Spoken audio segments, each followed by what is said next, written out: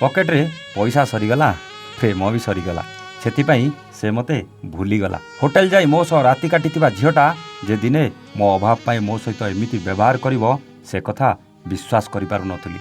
Hotel room रे bed उपरे बितेइथिबा से अंतरंग मुहूर्त गुड़ाक जे मो अभाव पाई आउ काहार हेजिबो मु केमिति बा सही थांती। जो गालकू मु किस देउथुली सेई गालकू मो सामनारे आउ के किस देउथुबो मु केमिति देखि पारि थांती। जे दिने मो बिना बंची पारिबनी बोली कहूतला से आजी मते छाड़ी आउ काहा सह पार्क आउ होटेल जाउथुबो केमिति बा सही पारि थांती आज्ञा। जे दिने मो बेड्र पार्टनर थिला से आजी आउ का बेड पार्टनर हेजिबो से कथा भाबिले हृदयटा फाटी जाउतला। ताकू अनेक बुझेइली नेउरा भी हेली गोड़ तले पड़ी गुहारी भी कली हेले ताकू किछि भी फरक पड़ु नथुला। ए कहानी हेउची रास्ता कड़े बसिथिबा गोटे पागलर। से जदिओ पागल नथिला किंतु पूरापूरी ठीक भी नथिला किंतु से जेतिकी पागल थिला ताठू बेसी अभिनय करुथला। कौन थिला से हृदय विदारक दुखद कहानी आसंतु जानिबा। हेलो हाय नमस्कार स्टोरी विथ प्रतापर आउ एक नुआ कहानी को आपन को स्वागत। दर्शक बंधु हुए तो ये कहानी आपन को सत लगी न पारे किंतु ये कहानी संपूर्ण मिछ भी नुहे। हारी जाइथिबा मनुष्यटा पाखरे जेतेबेले सबु रास्ता बंद हो जाए ना से सबुदिन पाई एमिति कौन चुप हो जाए पारे। रास्ता कड़े चुपचाप बसतिबा सेई मनीष को देखी मते टिके केमिति केमिति लागिला। पहुँची गली ता पाखरे ता विषय किछि जानिबाकू ता पाखरे बसीगली। पचारिली भाई तम घर कोउठी किछि भी जवाब मिललानी। पुणी पचारिली तम ना कौन तथापि किछि उत्तर मिललानी। भाबिली लोकटा बोधे मूक आउ बधिर होइथिबो। हातरे टिके हलेई देई कहली भाई एठी एमिति बसचंदी काईकी। से मते अनेई देला आउ मुरिके हसी देई उठी चलीगला। पछे पछे गली कहली भाई किछु उत्तर देलेनी। से गंभीर स्वर रे कहला कौन उत्तर देबी मते समस्ते पागल बोली डाकंती माने आई एम ए मैड। मते किंतु लागिलानी से पागल भली। मु कहली ठीक जे पागलंकर भी गोटे घर अच्छी। से सेपटू कहला पागलंकर गोटिए परिचय से पागल आउ ये रास्ता घाट फुटपाथ ये सब होउची तार घर। मु कहली ना आपण सेही भली पागल नुहंती। आपणक मन भितरे अनेक किछि अछि जोटा आपण कहबाकू चाहू नांती आउ निज भीतर रखी चुपचाप रहउचंती आउ जंत्रणा पाउचंती। हठात मते कहला से जंत्रणा केवल मोर मु काहाकू देई पारिबिनी कि किछि कहि पारिबिनी। मो उपरे रागिगला भली लागिला। मु भी एते सहजरे छाड़िबा जंतु नुहे आज्ञा। किए से जानिबाकू ता पछरे पूरा पड़ीगली। से जेते रागुतला मु सेते मजा करी ता रागकू शांत करबाकू चेष्टा करुथुली। अनेक समय परे निजर किछि कथा कहबा से आरंभ कला। वन्स अपॉन ए टाइम मोर गोटे परिवार थिला। बापा माँ भाई भौणी समस्त को नहीं गोटे खुशीर संसार थिला। बड़ हेली बापा कहले इंजीनियर हेबो। बड़ भौणी कहला ना से डाक्तर हेबो। शेषरे डिसाइड हैला इंजीनियरिंग पढ़ाकू। कॉलेज रे एडमिशन कली। प्रथम वर्ष तो ठीक ठाक थिला। द्वितीय वर्ष मो लाइफ को आसिला जड़े सुंदरी झील। देखिबाकू बेस सुंदरी थिला। मो तल बेचर थिला। नुआ नुआ आम कॉलेज रे एडमिशन नहीं थिला। मु जानिनी मते से कहीं भल लगिला आउ मु ताकू कहीं भल लगिली। आरंभ हो गला आमर प्रेम कहानी। कई क्या विषय जदिओ भल भाव जानी नथिलु किंतु अंध प्रेम रे पड़ी जाइथिलु। हस खुशी मजा मस्ती भितरे पाठ पढ़ाटा धीरे धीरे डिस्टर्ब होगा आरंभ हो गला। जदिओ रिजल्ट खराब करि नथिली किंतु आग भली एते भल भी करि नथिली। तथापि मते फरक पड़लानी। ता सहित बुलिबा ता पछरे अनेक टंका खर्च करिबा जेमिति मोर नीतिदिनिया अभ्यास रे परिणत हो जाइतिला। ता पाई घरे मिछ कहबा आरंभ कर देइतिली। धीरे धीरे घर अधिका टंका आनिबाकू लागिली। बापा केते कष्टरे टंका जोगाड़ करी देउथिले से कथा मु जानिथिले भी मते किंतु फरक पड़ु नथुला। सेतेबेले केवल से झियो ही मो पाई सबु किछि थिला किंतु बापा माँ आउ दीदी भाबुथिले मो पढ़ारे जेमिति किछि डिस्टर्ब न हुए सेतिपाई से जेते दुख रहिले भी मु मागुथुबा टंका पठेइबारे केबे भी कमी करू नथुले। मु जेतेबेले सेई टंकारे से झियो को नहीं बड़ बड़ रेस्टोरेंट रे दामी दामी खाद्य खाउथुली सेतेबेले मो परिवार लोक केतेबेले भात सहित आलू पोड़ा खाउथुले तो केतेबेले चुल्ली न जळेई उपास रे सोई पड़ुथुले। घरु पठेइथिबा से टंकारे मु जेतेबेले बड़ बड़ शोरूम जाई मो पाई आउ से झियो पाई दामी दामी कपड़ा किणुथुली ସେତେବେଳେ ମୋ ଦିଦି ତାର ପୁରୁଣା ଫଟା ଡ୍ରେସ୍କୁ ଛୁଞ୍ଚି ସୂତାରେ ସିଲେଇ କରି ପିନ୍ଧୁଥିଲା। ଆଉ ବାପା ପିନ୍ଧିଥିବା ସେ ଫଟା ଲୁଙ୍ଗିଟା ଲୁଚେଇବାକୁ ଗୋଟେ ପରସ୍ତ ଆଣ୍ଠୁ ଉପରକୁ ଟେକି ଦେଇ ଛିଣ୍ଡା ଗାମୁଛାରେ ମୁଣ୍ଡ ଝାଳ ପୋଛି ଦେଇ ବୋଉକୁ କହୁଥିଲା, ଏ ଶୁଣୁଛ, ଆମ ଦୁଃଖ ଆଉ ବେଶୀ ଦିନ ନୁହେଁ। ଆମ ପୁଅ ଖୁବ୍ ଶୀଘ୍ର ଚାକିରି କରିବ ଆଉ ଆମ ସବୁ ଦୁଃଖ ସରିଯିବ। ଆଉ ବୋଉ ବି ତା ଶାଢ଼ୀର ନିଜ ଫଟା କାନିଟା ପଛକୁ ପକେଇ ଦେଇ କହୁଥିଲା, ସେ ପା ମୋ ପୁଅ, ଦେଖିବ ସେ ଆମକୁ ଶେଷ ସମୟରେ କେତେ ଖୁସିରେ ରଖିବ ଆଉ ତା ଭଉଣୀକୁ ଗୋଟେ ରାଜକୁମାର ଖୋଜି ବାହା କରେଇ ଦେବ। ଏକଥା ଶୁଣିଲା ବେଳେ ମୋ ଦିଦି ଟିକେ ଲାଜେଇ ଯାଉଥିଲା ଆଉ ଘର ଭିତରକୁ ଚାଲି ଯାଉଥିଲା। ଦିଦି ଗ୍ରାଜୁଏସନ୍ ପରେ ମୋ ପାଇଁ ଆଉ ପଢ଼ିପାରିଲାନି। ଘରେ ଟ୍ୟୁସନ୍ କରି ଯାହା ବି ପଇସା ରୋଜଗାର କରୁଥିଲା ଆଉ ବାପା ଚାଷ କରି ଯାହା ରୋଜଗାର କରନ୍ତି ଆମ ପରିବାର ବେଶ ହସ ଖୁସିରେ ଚଳି ଯାଉଥିଲା।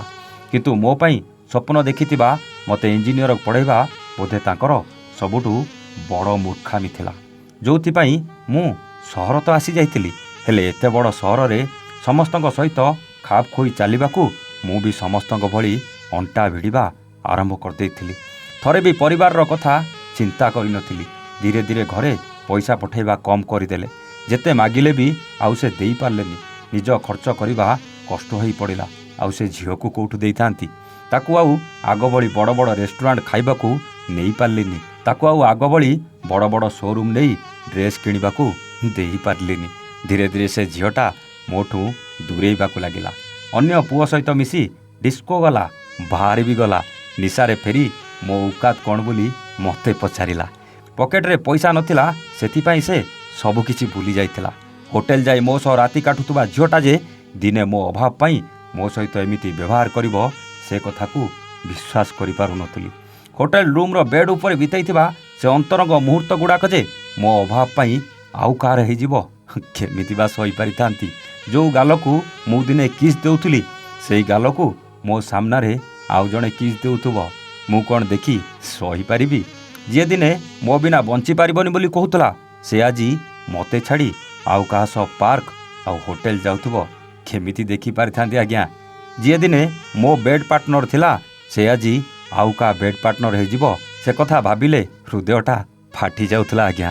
ତାକୁ ଅନେକ ବୁଝେଇଲି, ନେହୁରା ବି ହେଲି, ଗୋଡ଼ ତଳେ ପଡ଼ି ଗୁହାରି ବି କଲି, ହେଲେ ତାକୁ କିଛି ବି ଫରକ ପଡ଼ୁନଥିଲା। ଶେଷରେ ନିଜକୁ ଶେଷ କରିବାକୁ ଭାବି ନେଇ ହଷ୍ଟେଲର 3 ମହଲା ଛାତ ଉପରୁ ଡେଇଁ ପଡ଼ିଲି।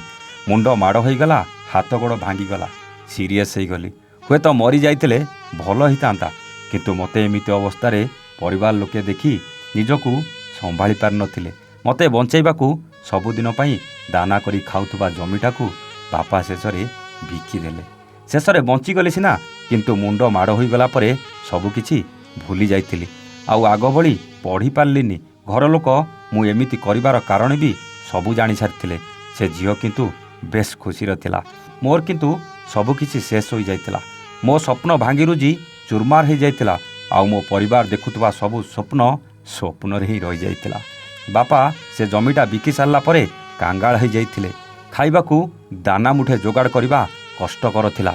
ମୋର ସେ ଅବସ୍ଥାରେ ମୋ ଦିଦି ଘର ଛାଡ଼ି ସହର ଯାଇ କାମ କରିବାକୁ ବାହାରିଲା। ତାର 2 ଜଣ ସାଙ୍ଗ ସେଇ ସହରରେ ରହୁଥିଲେ। ଗୋଟେ ଛୋଟ ମୋଟ ଚାକିରି କରି ଯାହା ରୋଜଗାର କରୁଥିଲା, ନିଜେ କଷ୍ଟରେ ଚଳି କିଛି ଟଙ୍କା ଘରକୁ ପଠାଉଥିଲା। ହେଲେ ଦିନେ ରାତିରେ କାମ ସାରି ଅଫିସରୁ ଚାଲି ଚାଲି ରୁମ୍କୁ ଫେରୁଥିଲା ବେଳେ ଗୋଟେ ଅଜଣା ଗାଡ଼ି ତାକୁ ସାଇଡ୍ ମାରି ପିଟି ଦେଇ ଚାଲିଗଲା। ଆଉ ସେଇଠି ତାର ଜୀବନଟା ଚାଲି ଯାଇଥିଲା। ଥାନାରୁ ଜଣେ ଆସି କହିଦେଲା ପରେ ବାପା ଦିଦି ପାଖକୁ ତୁରନ୍ତ ବାହାରି ଯାଇଥିଲେ। ଦିଦିର ଶବକୁ ଘରକୁ ଆଣିବାକୁ ସମ୍ବଳ ନଥିଲା। ଶେଷ ଥର ପାଇଁ ମୁଁ ମୋ ଦିଦିକୁ ଆଉ ମୋ ବୋଉ ତା ଝିଅକୁ ଦେଖିପାରିନଥିଲୁ, କାରଣ ବାପାଙ୍କ ପାଖରେ ସେତିକି ପଇସା ନଥିଲା ଦିଦିକୁ ହସ୍ପିଟାଲରୁ ଆଣିବାକୁ।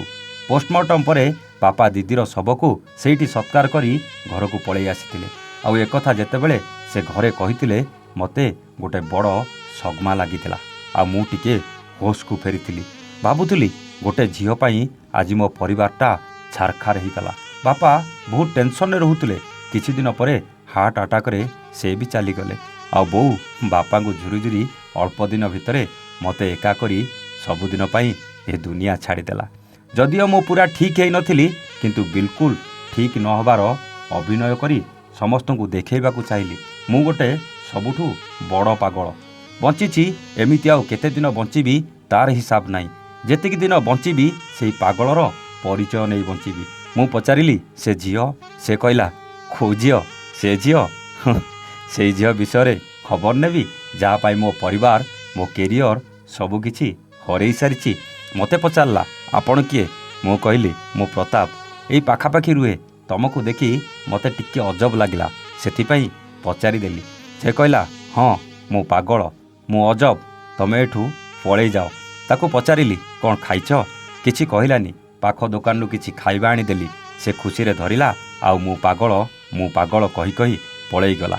ମୋତେ ଲାଗିଲା ତାକୁ କାଳେ ଆଉ କିଛି ପଚାରିବି, ସେଥିପାଇଁ ସେ ଏମିତି ଅଭିନୟ କରି ଚାଲିଗଲା। ଆଉ କେବେ ତାକୁ ମୁଁ ଏ ଅଞ୍ଚଳରେ ଦେଖିବାକୁ ପାଇନି। ମୋତେ ଲାଗିଲା କି ମୋତେ ତା କାହାଣୀ କହିସାରିବା ପରେ ବୋଧେ ସେ ଆଉ ଏ ଆଖପାଖରେ ରହିବାକୁ ଚାହିଁନଥିଲା, ସେଥିପାଇଁ ଅନ୍ୟ କୁଆଡ଼େ ପଳେଇ ଯାଇଥିଲା। ହେଲେ ଦର୍ଶକ ବନ୍ଧୁ, ଗୋଟେ ଝିଅ କେମିତି ଭଲ ପାଇବାର ନାଟକ କରି ଗୋଟେ ପରିବାରକୁ ବର୍ବାଦ କରିଦେଲା ପରେ ସେ ଝିଅ ବେଶ ଖୁସିରେ ଆଉ କାହା ସହିତ ଥିଲା ସେଇଟା ଭାବିଲା ବେଳକୁ ଭାରି କଷ୍ଟ ଲାଗୁଥିଲା। ଏ ଦୁନିଆର ଝିଅମାନେ କେତେ ତଳକୁ ଖସିଗଲେଣି ଥରେ ଭାବିଲେ। ଏଇଟା କାହାଣୀ ହେଲେ ବି ସତ ଥିଲା। ମୁଁ ତ ଜାଣିନି ସେ କେତେ ସତ କହୁଥିଲା କେତେ ମିଛ କହୁଥିଲା, ମୋତେ କିନ୍ତୁ ପୁରା ସତ ଲାଗୁଥିଲା। ଏଭଳି ଘଟଣା ପ୍ରାୟ କାହାର ନା କାହା ଜୀବନରେ ଘଟୁଛି, ଏକଥା ତ ସତ। କିନ୍ତୁ ଆପଣମାନେ ଥରେ ଭଲ ପାଇବା ପୂର୍ବରୁ ନିଜ ପରିବାର କଥା ନିଶ୍ଚୟ ଚିନ୍ତା କରିବେ। ଅନ୍ଧ ଭାବେ ଭଲ ପାଇ ଜନ୍ମ ଦେଇଥିବା ବାପା ମାଆଙ୍କ ସ୍ୱପ୍ନ କେବେ ବି ଭାଙ୍ଗିବେନି। ଛିଣ୍ଡା ଗାମୁଛାରେ ଆଉ ଫଟା କାନିରେ ନିଜ ଦୁଃଖ ଲୁଚାଉଥିବା ସେଇ ବାପା ମା କଥା ଥରେ ଭାବିବେ। ଭଲ ପାଇବା ଭୁଲ ନୁହେଁ କି ପାପ ନୁହେଁ, କିନ୍ତୁ ଆଜିକାଲିର ଭଲ ପାଇବା ଆଉ ପ୍ରେମ କରିବାର ତରିକାଟା ସମ୍ପୂର୍ଣ୍ଣ ଭୁଲ। ଆଜିକାଲି ଭଲ ପାଇବାରେ ନା ଅଛି ଆତ୍ମୀୟତା, ନା ଅଛି ପବିତ୍ରତା, ନା ଅଛି ସତ୍ୟତା। ଅଛି ତ କେବଳ ଛଳନା, କଷ୍ଟ ଆଉ ଯନ୍ତ୍ରଣା।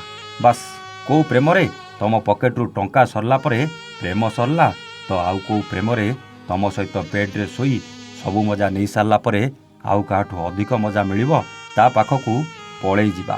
କ'ଣ ଠିକ୍ କହିଲି ନା? ମୁଁ ତ ସବୁ ଝିଅ ଭୁଲ କି ସବୁ ଝିଅ ଠିକ୍ ବୋଲି କହିବିନି, କିନ୍ତୁ ଯିଏ ଏମିତି କରୁଛନ୍ତି ତାଙ୍କ ପାଇଁ କ'ଣ ନୂଆ ଆଇନ ଆସିବାର ଆବଶ୍ୟକତା ଅଛି କି ନାହିଁ? ଯଦି ହଁ, ତେବେ କେମିତି ଦଣ୍ଡ ମିଳିବା ଦରକାର କମେଣ୍ଟ କରି ନିଶ୍ଚିତ ଜଣାଇବେ। ଆଜି ପାଇଁ ରହୁଛୁ। ଆମେ ପୁଣି ଆସିବୁ ଆଉ ଏକ ନୂଆ କାହାଣୀ ସହିତ ଷ୍ଟୋରି ୱିଥ୍ ପ୍ରତାପରେ। ସେତେବେଳେ ଯାଏ ନମସ୍ତେ, ଜୟ ଜଗନ୍ନାଥ।